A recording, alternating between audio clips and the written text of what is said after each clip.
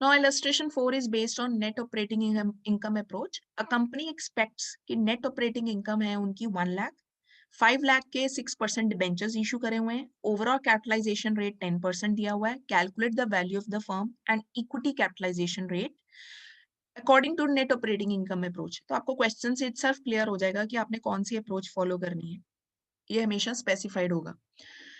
पहले ए पार्ट करते हैं। नेट ऑपरेटिंग इनकम हमें दी है 1 lakh rupees. Overall cost, overall capitalisation rate का मतलब होता है ओवरऑल कॉस्ट ऑफ कैपिटल, केओ। केओ हमें दिया है 10%। हमने कैलकुलेट करनी है value of the firm. Value of the firm का फॉर्मूला होता है ईबीआईटी यानी net operating income divide by KO, overall cost. 1 lakh divide by 10%, 1 lakh divide by 10%, तो परसेंटेज का 100 ऊपर चला गया, इसीलिए ऐसे शो किया हुआ है। तो वो हमारे पास वैल्यू ऑफ द फर्म आ गई 10 lakh rupees. So we have 10 lakh rupees value of the firm. ये अप्रोच क्या कहती है, वी माइनस के डी कर दो। के डी कितने के हैं, डिबेंचर्स कितने के हैं, 5 लाख के हैं, वो हमें गिवन है। तो जब हम वी माइनस के डी कर देंगे, डिबेंचर्स माइनस कर देंगे, तो हमारे पास वैल्यू ऑफ द इक्विटी आ जाएगी। दूसरी चीज जो हमने फाइंड करनी है that is equity capitalisation rate. Equity capitalisation rate कहते हैं हम कॉस्ट ऑफ इक्विटी को। कॉस्ट ऑफ इक्विटी का सिंबल होता है के ई। के ई का फॉर्मूला है ईबीआईटी माइनस इंटरेस्ट, क्योंकि इक्विटी होल्डर्स को इंटरेस्ट पे करने के बाद मिलता है। तो EBIT minus interest divide by value of the firm minus D, क्योंकि हमने value, market value of equity shares लेना है। इक्विटी होल्डर्स को वही मिलेगा जो इक्विटी होल्डर्स के लिए बचा है। इक्विटी होल्डर्स को क्या मिलना है, अर्निंग्स में से इंटरेस्ट माइनस करके, और इक्विटी होल्डर्स के लिए बचा कितना है, टोटल मार्केट वैल्यू में से डेप्ट माइनस करके।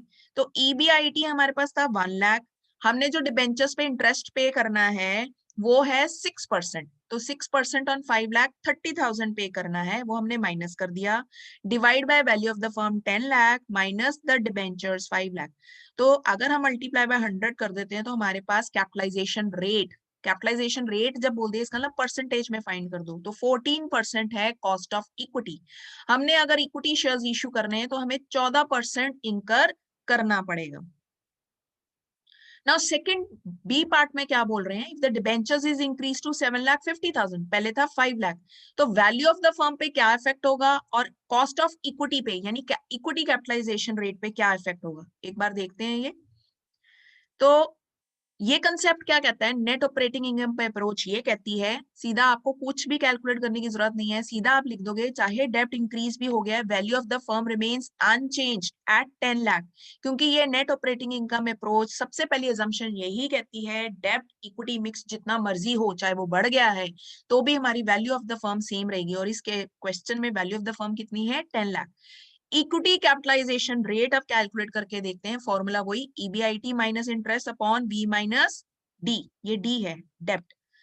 1 लाख में से अब जो हम इंटरेस्ट पे करेंगे 6%, वो 6% पे करेंगे 7,50,000 पे, तो वो अमाउंट इंटरेस्ट की चेंज हो जाएगी, दैट इज 45,000। तो 1 लाख में से 45,000 माइनस करा, वो आ गया earnings left for equity 55,000। 10 lakh value of the firm है, डेप्ट माइनस कर दिया, वो वैल्यू बची इक्विटी होल्डर्स की, मल्टीप्लाई बाय 100, तो अब कॉस्ट ऑफ इक्विटी बढ़ गई 22% पे।